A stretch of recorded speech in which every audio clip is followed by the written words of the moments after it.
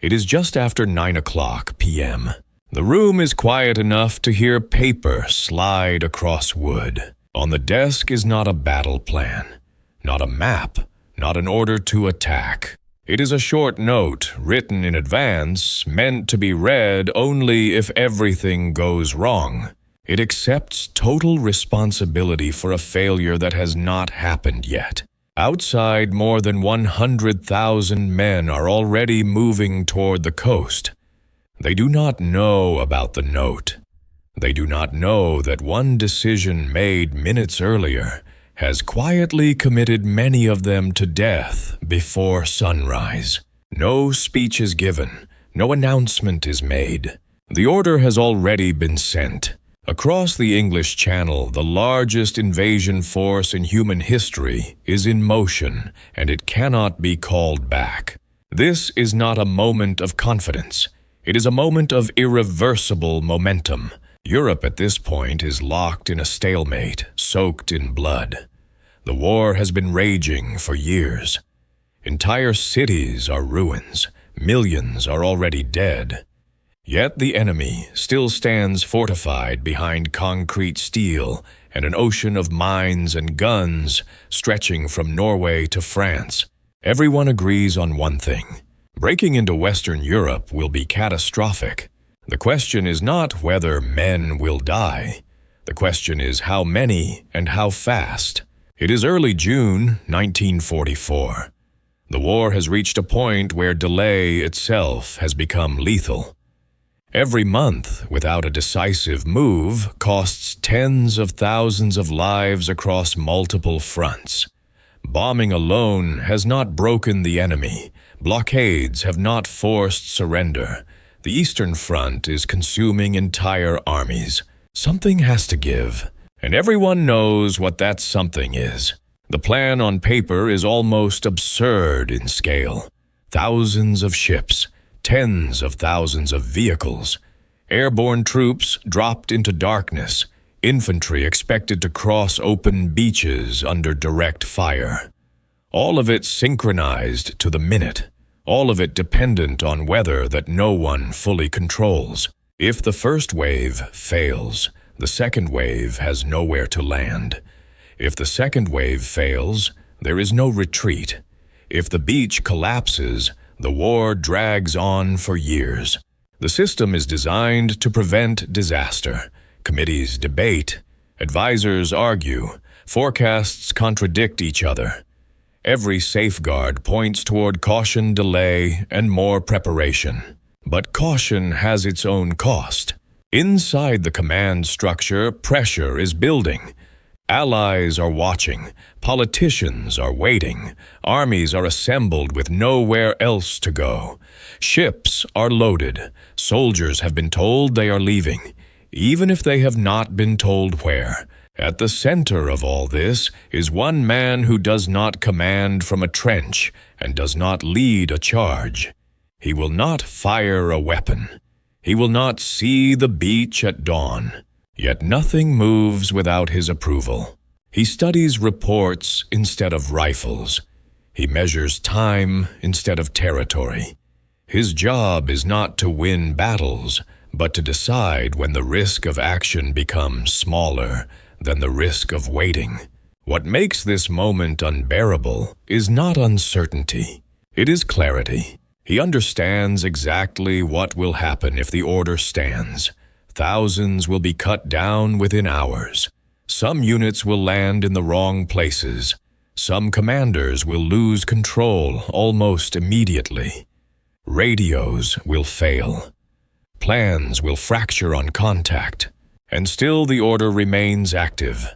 The war has reached a point where perfection is no longer an option. Only momentum is. Outside the headquarters engines run through the night. Convoys roll toward ports. Paratroopers check gear in near silence. No one talks about the possibility of failure because failure is already priced into the decision. This is not optimism. It is calculation. Every system around him is built to slow things down, to add another meeting, another delay, another revision. But the clock is no longer neutral. Time now favors the enemy. The decision has already been made. The note stays on the desk. By morning, beaches that most people have never heard of will be written into history with blood. By the end of the day, the direction of the war may finally change or collapse under its own weight. And if it collapses, there will be no one else to blame. The man at the center of it all knows this. He does not sleep, because in a few hours the world will find out whether this was the moment the war began to end, or the night when an entire army was sent into the sea. The pressure does not begin on the beaches. It begins months earlier inside rooms where maps refuse to agree with reality. By late 1943, the war in Europe has entered a dangerous equilibrium. Germany is losing ground in the east, but not fast enough. Entire Soviet armies are being consumed to push the front line forward by miles measured in blood. In the west, bombing raids tear open cities, but fail to crack the core of German resistance. Factories burn, rail yards collapse, yet the enemy continues to fight. The war is moving, just not ending. Every day that passes without a decisive breakthrough adds new names to casualty lists across multiple continents. The arithmetic is brutal and undeniable. Delay does not preserve life. It reallocates death. From London to Washington, the same conclusion keeps resurfacing no matter how carefully it is avoided. The war will not be won until Allied soldiers are standing on the continent. But how they get there is the problem no doctrine wants to own. Crossing a defended shoreline is by every existing rule of war a near suicidal operation. Military textbooks are clear. Amphibious assaults against prepared positions result in catastrophic losses unless the defender is already collapsing. Here the defender is alert, entrenched, and waiting. The Atlantic Wall is not a metaphor. It is concrete, bunkers, artillery, interlocking fields of fire. Obstacles designed not just to stop landings, but to trap men at the waterline until they are erased. Every planner knows the history. Gallipoli still hangs like a warning carved into stone. Commit enough men to the wrong beach, and you do not just lose a battle. You lose political will, momentum, and the war itself. The system responds the way systems always do under this kind of risk. It slows down. More studies are ordered, more forecasts requested. Naval officers worry about tides. Air commanders argue over bomb tonnage. Ground commanders debate where armor can land if it can land at all. Weather officers produce charts that contradict each other hour by hour. No one wants to be the voice that says go. Because the first 24 hours of this operation are expected to be the bloodiest day the Western Allies have ever seen. Behind the scenes, another clock is running. If the landing is delayed too long, the enemy reinforces. Divisions shift west. Coastal defenses thicken. The element of surprise decays by the week. Worse political pressure builds. Allies begin to doubt whether the invasion will ever happen. The system is now caught between two unacceptable outcomes. Act too soon, and tens of thousands die on the beaches. Wait too long, and the war drags on indefinitely, consuming lives at a scale that no beach could match.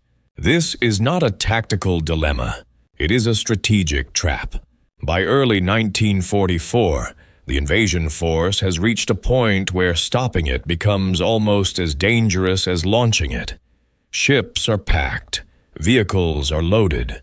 Men are trained for one task only. You cannot keep an army poised to strike forever without losing control of it. Morale frays. Accidents increase. Secrets leak. The weather becomes the final insult. Forecasts disagree violently. One predicts marginal improvement. Another warns of storms strong enough to scatter landing craft and drown entire units before they reach shore. The margin between success and disaster is measured in hours of wind and waves. This is where doctrine finally breaks. No manual can tell you what to do when every option guarantees death, just in different distributions and timelines. No committee vote can absorb the moral weight of choosing which risk kills fewer people in the long run. At this point, the system does what it is designed to do. It pushes responsibility upward. Briefings narrow. Advisors present arguments, not answers. Each branch highlights its own vulnerabilities. Each commander protects his domain.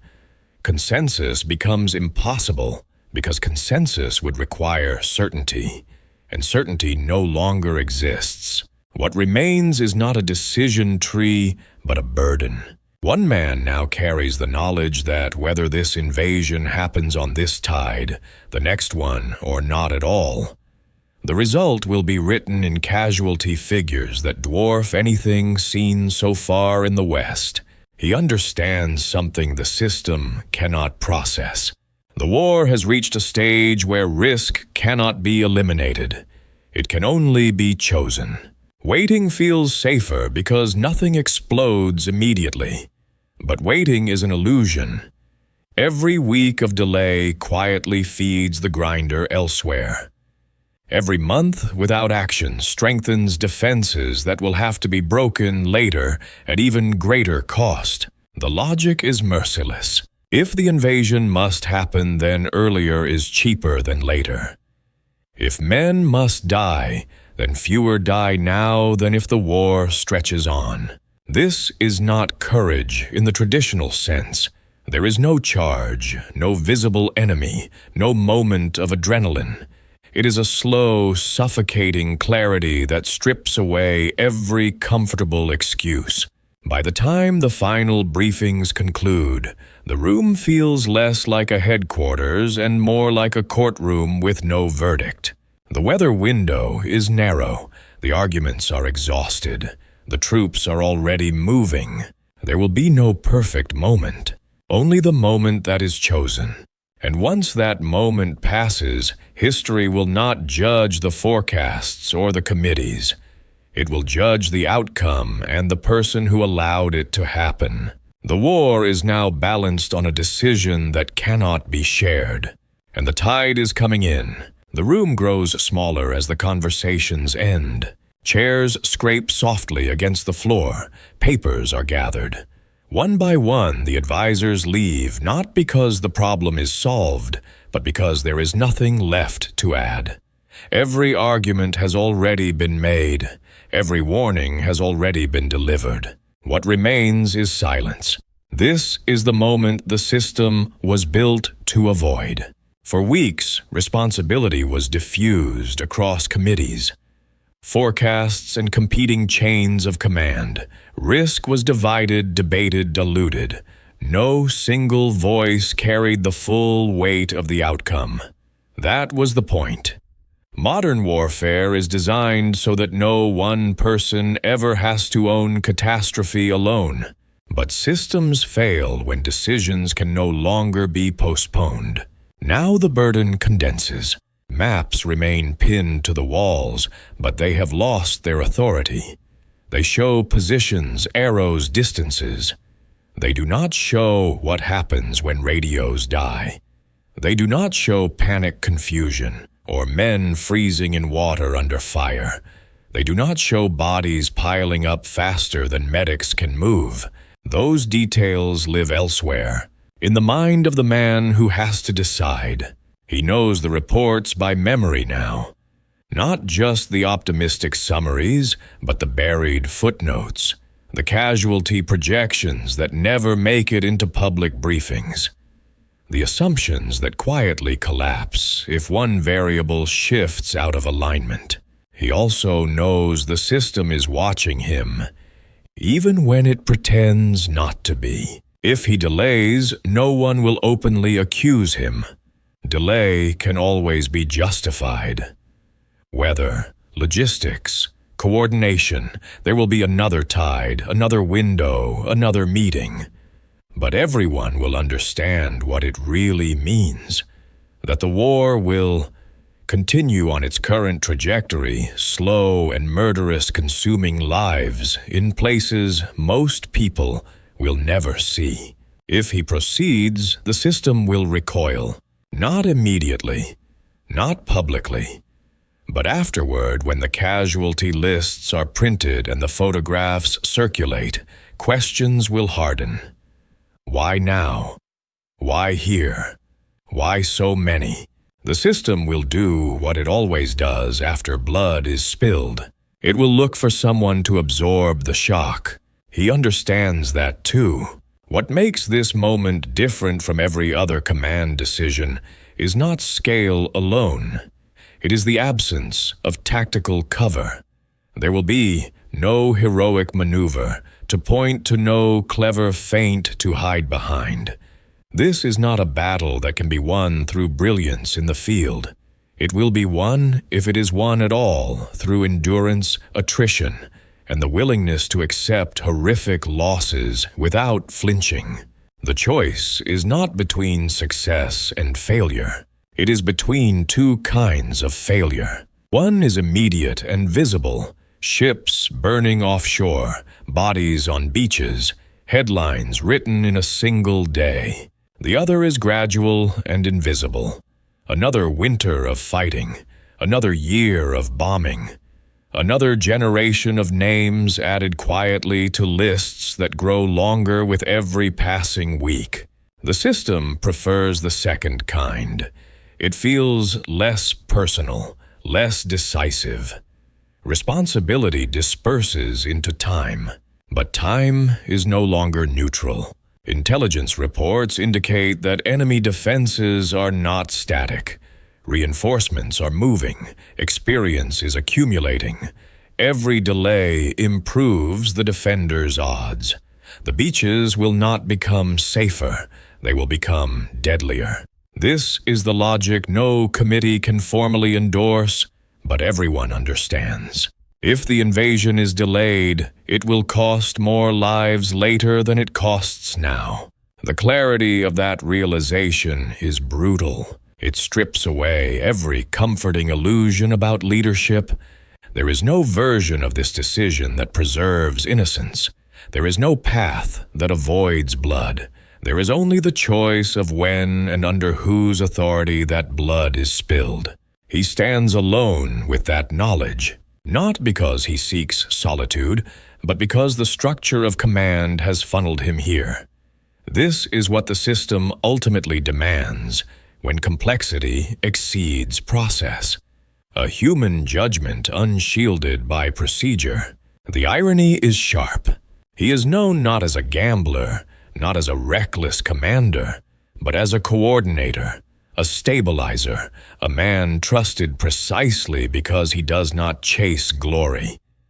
And yet here he is facing a decision that will be remembered as one of the most audacious risks of the entire war. Outside the headquarters, the machinery of invasion does not pause. Engines idle, ships ride at anchor, men sleep where they can or pretend to. The operation has reached a point where stopping it would create chaos of its own. Momentum has become a force. He knows that once the order is confirmed, events will move faster than anyone can control.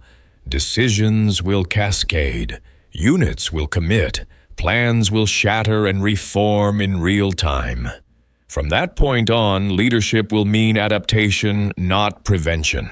But this moment still belongs to him. This is the last instant when the war can be nudged onto a different path. The last quiet before the irreversible. He does not look for certainty anymore. He looks for alignment. Weather marginally acceptable. Forces positioned. Enemy unprepared enough. Not ideal conditions, sufficient conditions. War at this scale is never about readiness. It is about thresholds. and the threshold has been crossed. What remains is a decision that will never feel justified, even if it succeeds. Because success will be measured not in lives saved, but in how many deaths were avoided compared to a future that will never be fully known. This is the cruel arithmetic of command. The system has delivered him here, and now it steps back. In a few hours, the tide will turn. The weather will either cooperate or betray everything. Men will step off boats and into history, whether they survive the day or not. And when the moment comes, there will be no room left for debate, only for a single final confirmation. The final confirmation does not arrive with ceremony. It arrives with routine. A time is spoken aloud carefully in words rather than numbers, because every syllable matters. Orders are repeated back to ensure nothing is misheard. Messages are relayed through channels that have already been rehearsed so many times they feel mechanical. And yet nothing about this moment is mechanical. This is the instant when planning ends and consequence begins. There is no dramatic pause, no visible hesitation. The system does not allow for visible doubt at this level. Doubt belongs earlier in drafts and debates. Now there is only execution. The confirmation moves outward node by node like a shockwave. Naval commanders receive it first, then air commands, then ground units staged along the coast. Each layer absorbs the order and converts it into action, often without knowing how close the decision came to going the other way. By the time the first landing craft are released, the choice is already irreversible. Outside, the night is uneasy. The sea is unsettled but passable, not calm, not kind, just barely acceptable. It is the kind of condition planners hate because it offers no reassurance, only ambiguity. Ambiguity is now good enough. In the command center, reports begin to arrive faster than they can be interpreted. Some are outdated the moment they are spoken. Others contradict each other outright. A radar contact here, a delay there, a formation drifting off course, a unit reporting green lights where red were expected. None of it changes the direction of movement. Once an operation reaches this scale, it no longer behaves like a single decision. It becomes a chain reaction. Each action triggers the next regardless of what happens upstream. Control becomes influence, not authority. This is where command truly begins. Not with the decision itself, but with the refusal to panic when the plan immediately starts to unravel. The first airborne reports arrive before dawn. Some units have landed far from their intended zones. Some have taken heavy fire. Others report nothing at all. Silence becomes its own kind of message. The temptation to intervene is enormous, to redirect, to pause, to correct. But intervention at this stage carries its own danger. Overreaction can fracture coordination. Pulling one element back exposes another. Every adjustment ripples outward, magnifying chaos rather than containing it. The instinct to control must be restrained. This is the discipline the system cannot teach. From this point forward, leadership is not about issuing new orders every minute. It is about deciding which problems must be addressed immediately and which must be allowed to burn themselves out. As dawn approaches, the first confirmation arrives that changes the emotional temperature of the room. Men are ashore, not everywhere, not cleanly, not without losses, but ashore. That single fact does not mean success. It barely means survival. But it does mean the operation has crossed a psychological line. The enemy has not pushed the first waves back into the sea, yet relief is short-lived. As the light grows, so does the scale of what is happening. Casualty reports begin to form patterns. Certain sectors are absorbing far more fire than anticipated. Some beachheads are barely holding. Others are stalled, pinned down by defenses that survived the initial bombardment. The images that will later define this day are already being created, even if no one in the room can see them yet. Men exposed on open sand, obstacles clogged with bodies and equipment, medics overwhelmed within minutes. The pressure inside the command structure intensifies. Calls come in rapid succession. Requests for additional fire support. Requests for reinforcements. Requests to alter landing schedules. Each request carries implicit weight. Granting one may doom another sector. Denying one may cost lives immediately. There is no universal solution, only trade-offs. This is the moment the decision reveals its true nature. Not a single act, but a sustained willingness to accept loss without flinching. The man at the center of the system does not need to be told that people are dying. He already knows. He knows because that was the premise of the operation from the start. What matters now is whether those deaths are purchasing momentum or merely accumulating. He watches the map change slowly, painfully, incrementally. Small gains, tiny advances. Positions held by margins so thin they almost do not exist. The enemy is reacting, but not coherently. Reports indicate confusion in command. Delayed counterattacks, units committed piecemeal. The defense is strong, but not decisive. This is the first real signal that the gamble may work. Not victory, not yet, but possibility. By mid-morning, the tone of the room shifts again. Not toward celebration, but toward grim determination.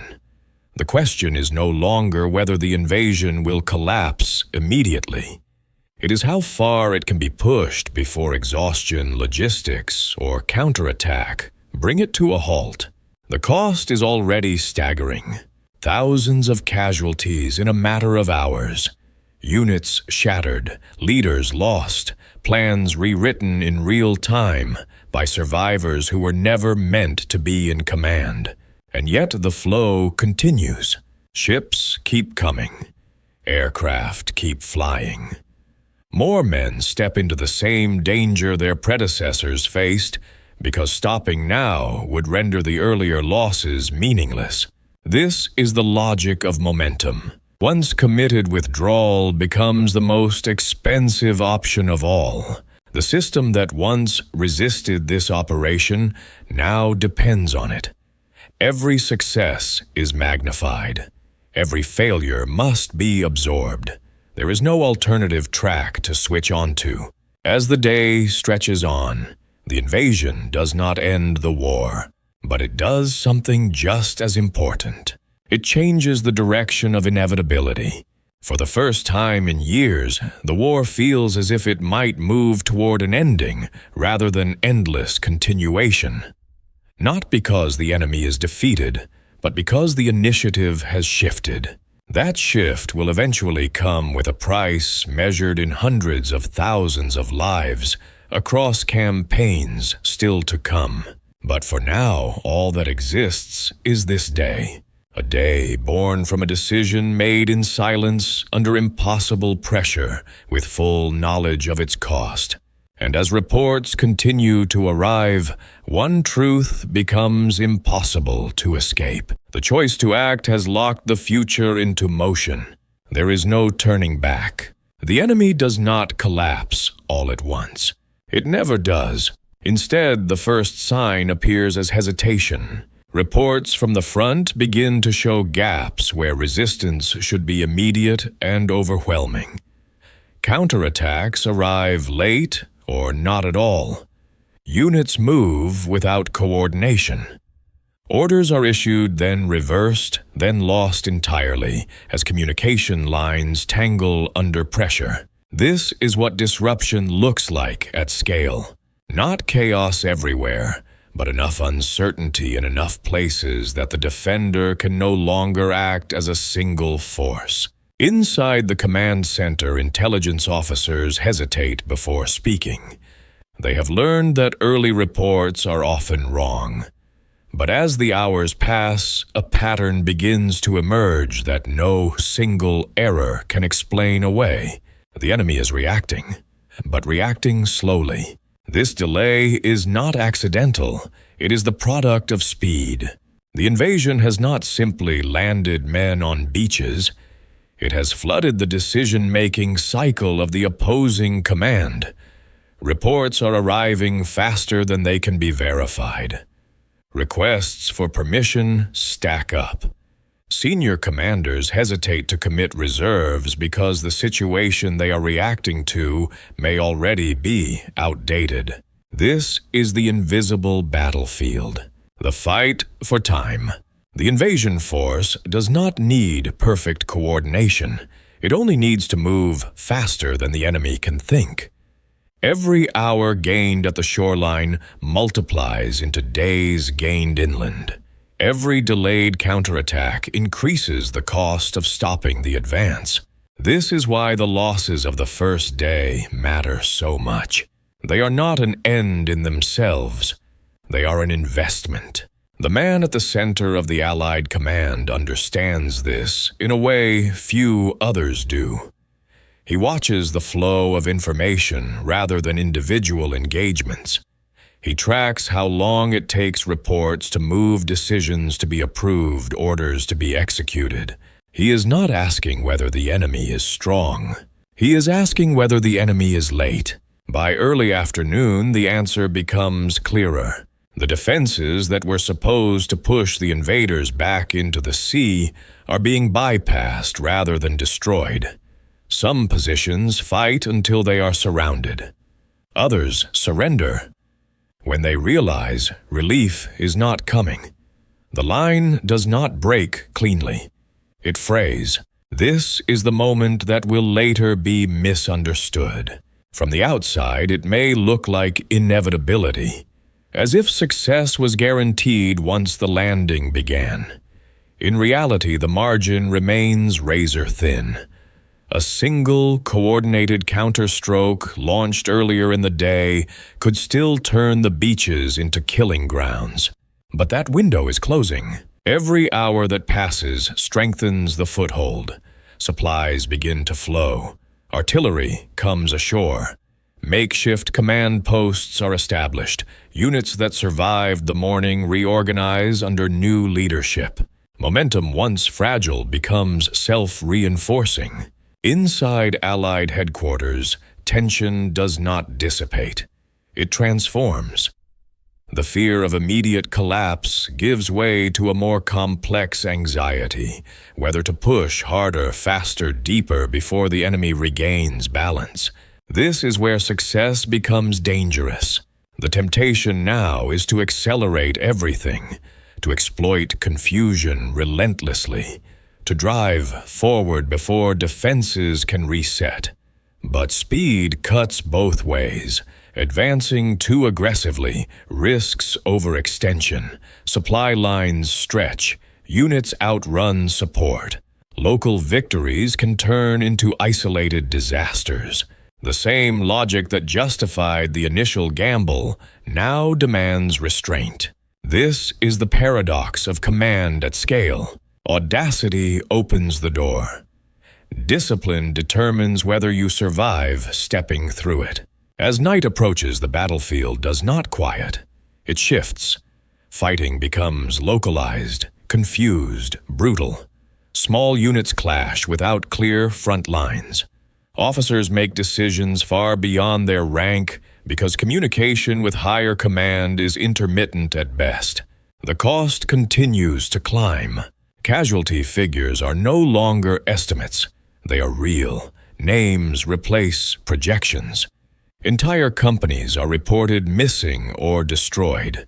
Medics work until exhaustion forces them to stop. And still the operation holds. The beaches are no longer the edge of the war. They are the beginning of a corridor that stretches inland, fragile but growing. This is the first point at which the decision reveals its strategic consequence. The war has changed shape. What was once a distant plan is now an irreversible fact on the ground. The enemy must respond not on its own terms, but on terms imposed by an unexpected tempo. Defensive doctrine built around static positions begins to fail against a foe that refuses to wait. This does not mean the enemy is beaten. It means the clock is no longer on their side. Late in the evening, a report arrives that will later be remembered not for its wording, but for its implication. The foothold is secure enough to support continued operations. Reinforcements can keep coming. Withdrawal is no longer the primary concern. This is not victory, but it is survival beyond expectation. The room absorbs this quietly.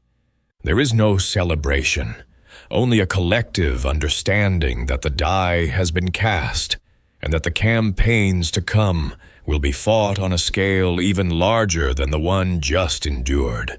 The man who authorized the invasion does not relax. He cannot. The success of this day guarantees nothing about tomorrow. It only ensures that tomorrow will demand even more lives, more decisions, more endurance. What has been gained is not peace. It is time. Time to move faster than the enemy can recover. Time to force decisions upon them rather than reacting to theirs. Time bought at the price of thousands of lives. As the first day ends, the weight of what has begun settles in. The war is no longer a distant abstraction managed by maps and meetings. It is now a living process that will consume everything placed in its path until one side can no longer sustain it. And the man at the center of it all understands a final, uncomfortable truth. From this moment on, the question is no longer whether the invasion was justified. It is whether the world is prepared to pay the full cost of what it has unleashed. The confirmation does not arrive as a declaration. It arrives as a shift in tone. Maps that once required constant correction now hold their shape for longer stretches of time. Positions that were marked as tentative are redrawn with heavier lines. What was labeled as a beachhead is quietly reclassified as a front. This is the moment that changes everything. Not because the enemy has been defeated, but because the enemy has lost control of the pace. On the other side of the lines, the reaction is fractured. Orders collide. Reports contradict one another. Some commanders insist the landings are a diversion. Others demand immediate counterattacks that cannot be coordinated fast enough. Reserves exist, but committing them requires certainty that no longer exists. The invasion has done more than land troops. It has flooded the opposing command system with ambiguity. In war, ambiguity is poison. Senior officers argue over maps that are already outdated by the time they are unfolded. Messages arrive hours late, stripped of context. Units move toward threats that have already shifted elsewhere. Each correction lags behind the reality it is trying to address. This is what it means to lose the initiative. The Allied command watches this unfold indirectly through patterns rather than individual messages. It is not what the enemy says that matters, but how long it takes them to say it. Delays stretch. Responses lose coherence. The rhythm of resistance breaks. This is the good God realization. Though no one says the words aloud, the impossible has crossed into the undeniable. The invasion was expected to survive for hours, then perhaps a day. Now it is forcing the enemy to react across an entire theater. What was supposed to be contained at the shoreline is pulling forces from deep inland. Decisions meant for weeks are being made in minutes badly. This is when the war accelerates.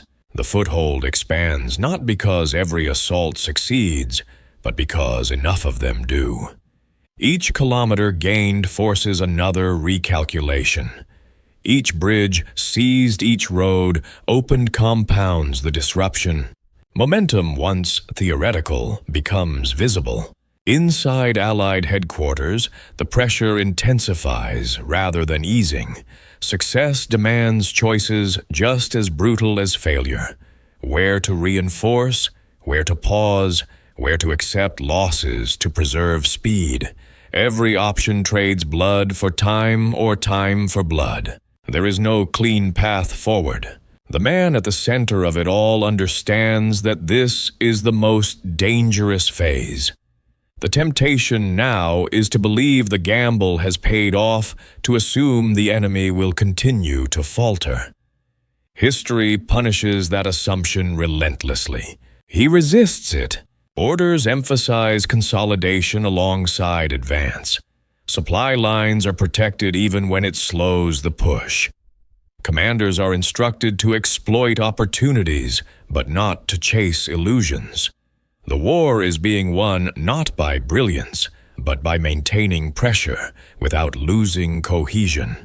This restraint saves lives later, even as it costs lives now. The enemy's reaction hardens as shock gives way to desperation. Counterattacks intensify in certain sectors. Fighting becomes savage, intimate, and relentless. Gains are measured in fields, hedgerows, ruined villages. Progress is uneven. Some units advance rapidly, others are pinned for days. The casualty lists grow. By the end of the first weeks, the numbers are already staggering. Tens of thousands killed or wounded. Entire units reduced to fragments. Replacement troops arrive to fill gaps left by men who will never return. And still the line moves. What has been unleashed cannot be put back into its container. The invasion has become a campaign, and the campaign has become a machine that consumes resources, time, and lives at a scale few had fully grasped. This is the hidden cost of decisive action. Ending a war faster does not make the war gentle. It compresses its violence. The Allied advance forces a cascade of consequences. Enemy production is disrupted. Transportation networks strain under constant pressure. Commanders are forced to fight battles they did not choose, on ground they did not prepare. The strategic balance tilts, not because one side is suddenly stronger, but because one side is now dictating the sequence of events. That is the true victory of the invasion. Not the land taken, but the tempo imposed. As weeks turn into months, the price becomes clearer. What began as a single decision has multiplied into a chain of operations that will cost hundreds of thousands of lives before it is over. Each new advance demands another sacrifice. Each delay costs another opportunity. There is no moment where the weight lifts. The man who authorized the first step carries this knowledge forward. He sees the future casualty projections forming, even as current battles are still unresolved. He understands that success will not absolve him. It will only confirm that the cost was unavoidable once the path was chosen. The war is now accelerating toward its conclusion, but it will not end gently. The question that now looms is not whether the invasion should have happened. It is whether the world is prepared to endure what must come next to finish what has been started. The numbers do not arrive all at once. They accumulate. At first, they appear as fragments, morning reports, afternoon summaries, nightly tallies revised again before dawn. Each update replaces estimates with confirmations. Each confirmation replaces abstraction with permanence. What began as projections on paper has now become a ledger written in names. As the campaign pushes inland, the scale of loss expands beyond the beaches. The fighting slows, but it does not ease. Fields turn into choke points. Roads become funnels of fire. Villages change hands repeatedly, measured not by distance gained, but by how many units are left capable of moving. This is where the cost of the original decision reveals its true scope. The invasion did not end with survival. It created a front that must now be sustained at any price. Every mile forward demands ammunition, fuel replacements, and time. Every pause gives the enemy a chance to recover. Every surge risks stretching the line until it snaps. Casualties mount accordingly, not in a single catastrophic day, but in a grinding sequence of engagements that bleed both sides relentlessly. What was once considered an acceptable loss for a breakthrough becomes the baseline for continued progress. The arithmetic grows cold. Thousands become tens of thousands. Tens of thousands become hundreds of thousands. By the time the campaign reaches its decisive phases, the cumulative cost is no longer shocking. It is simply immense. Inside Allied headquarters, the tone shifts again. Not toward doubt, but toward reckoning. The war is clearly moving toward an end now faster than it would have without the invasion. That much is undeniable. Enemy forces are retreating. Production is collapsing. Strategic options narrow by the week.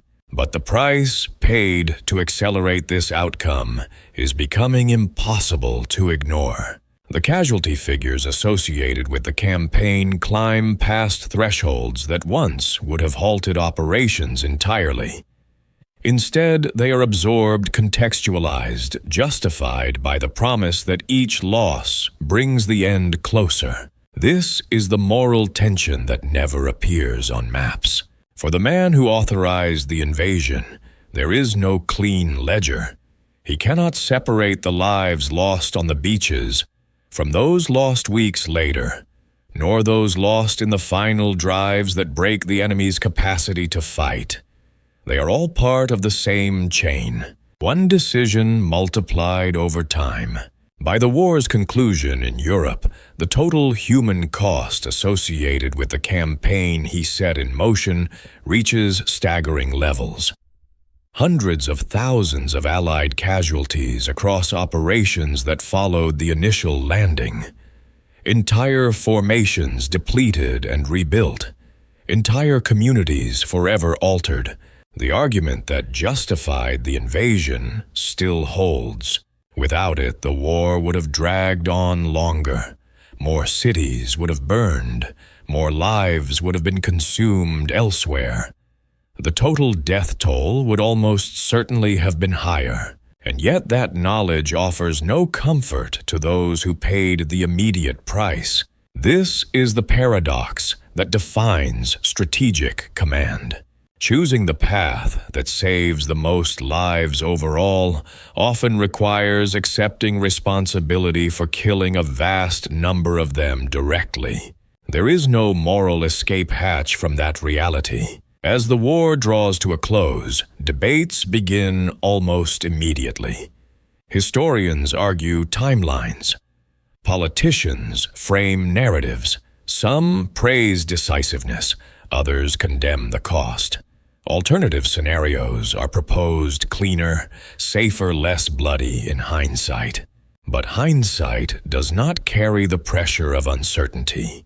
The original decision was made without the benefit of knowing how the campaign would unfold, only with the knowledge that doing nothing guaranteed prolonged slaughter elsewhere. That distinction matters, but it does not absolve. For the man at the center of it all, the victory does not arrive with celebration. It arrives with a quieter burden. The understanding that his name will be forever linked not just to success but to loss on an almost unimaginable scale. More than 400,000 Allied casualties tied to the operations he authorized. That figure is not a statistic. It is a weight. It follows him beyond the war, beyond office, beyond public memory. It is present in every discussion of leadership, every analysis of decisive action, every argument about whether speed justifies sacrifice. The war ends. The killing stops, but the question remains. Not whether the decision was effective, not whether it shortened the war, but whether any human being should ever have the authority to make a choice that trades lives at that scale for time. There is no definitive answer, only the knowledge that history moves forward because such decisions are made, and that it bears the scars of them long after the battles fade. The invasion changed the course of the war. It also changed the meaning of command, and long after the guns fall silent, that meaning continues to haunt anyone who studies the moment when one person accepted responsibility for accelerating history, knowing exactly what it would cost.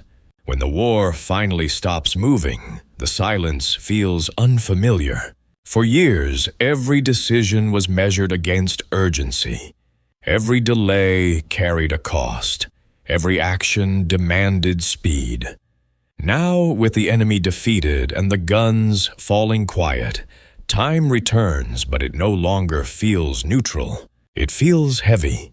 The end of the fighting does not bring clarity. It brings distance. Distance from the noise, the pressure, the incomplete information that defined every choice. And in that distance, judgment begins.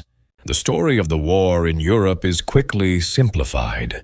Victories are mapped cleanly. Arrows point forward. Dates are circled. The violence is compressed into narratives that make sense on paper. But leadership does not experience war that way. For the man who authorized the first step onto the continent, the conclusion offers no moment of relief. The outcome confirms what he believed. At the time that speed mattered, that delay would have been worse. That hesitation would have cost more lives in the end. And yet confirmation does not erase responsibility. The numbers remain. More than 400,000 Allied casualties tied to the sequence of operations that followed that single decision. Killed, wounded, missing, men who survived the beaches only to fall weeks later. Men who never reached the beaches at all, lost in the campaigns that followed inland. These losses are not isolated events. They form a continuous line from the night the order was confirmed to the day the war ended. This is what makes the judgment so difficult. There is no clean dividing line between necessary sacrifice and excessive cost. No moment where the ledger clearly balances. The invasion worked. The war ended sooner. Europe was liberated. All of that is true, but so is the reality that the price was paid in human lives at a scale that defies comprehension. In the years that follow, debates sharpen. Some argue the decision was inevitable. Others insist alternatives existed: more bombing, more time, more pressure from other fronts. Scenarios are proposed where fewer die, where the war ends differently. These arguments are logical. They are also hypothetical. What they cannot recreate is the uncertainty of that moment, the absence of guarantees, the knowledge that waiting carried its own hidden death toll, the understanding that leadership does not choose outcomes, only probabilities. This distinction matters, but it is rarely satisfying, because probabilities still kill real people. The legacy of the decision becomes inseparable from the man who made it. He is remembered as steady, restrained, methodical, a leader who did not chase glory, a commander who valued coordination over spectacle. And yet, history also remembers the scale of what he set in motion. This contradiction is not a flaw in the record. It is the record. War does not reward purity of intent. It rewards effectiveness. The moral cost is paid regardless. As the years pass, the urgency fades, but the question remains embedded in every serious discussion of command and strategy. Is it right to choose the option that kills many now to prevent more from dying later? Is speed a virtue when measured in human lives? Can responsibility be justified by outcome alone? There are no definitive answers, only frameworks for deciding under pressure. What this moment demonstrates more than any doctrine or manual is that leadership at the highest level is not about brilliance. It is about acceptance. Acceptance that some decisions cannot be shared. Acceptance that success does not absolve. Acceptance that history will judge with information you did not have. The war ends, but the weight does not lift. It settles into memory, into doctrine, into the quiet understanding that power, when exercised at this scale, always leaves a mark. And that mark is not measured only in victory or defeat, but in the lives altered by a choice made in silence, long before anyone knew how it would end. It ends where it began, not with celebration, not with flags or parades, but with a piece of paper. Long after the war in Europe is declared over, long after the maps stop changing, that note still exists in memory. The one written before the first boats touched the water. The one meant to be read only if everything collapsed. It was never used. No one stood before cameras and read it aloud. No inquiry demanded it be produced. History moved on satisfied with outcomes, satisfied with victory. But the note matters precisely because it was never needed. It represents a moment when one person accepted the possibility of total failure and chose to act anyway. Not because success was guaranteed, but because inaction had become its own kind of violence. That is the part history struggles to sit with. The beaches are remembered. The breakthroughs are remembered. The liberation is remembered. What is harder to remember is the quiet acceptance made in advance that hundreds of thousands would suffer, so the war could end sooner rather than later. There is a temptation, especially in retrospect, to turn that acceptance into certainty, to say it had to happen, that there was no other way, that the cost was tragic but necessary. Those words are comfortable. They also flatten reality. Because at the moment the decision was made, nothing was certain. Not the weather, not the enemy's response, not the length of the war, not even survival of the first day. There was no guarantee that the sacrifice would buy momentum rather than disaster. That is what makes the choice meaningful. It was not a mathematical conclusion. It was a human one. The war did not end because of genius or fate. It ended because someone chose speed over caution, momentum over delay, knowing exactly what that meant for the people who would pay first. That knowledge does not disappear when the outcome is favorable. It lingers. It lingers in the way leadership is taught afterward, in doctrines that emphasize tempo, in warnings about hesitation, in the quiet understanding that wars are rarely won by perfect plans, but by decisions made when plans begin to fail. It also lingers in the unanswered question that victory cannot silence.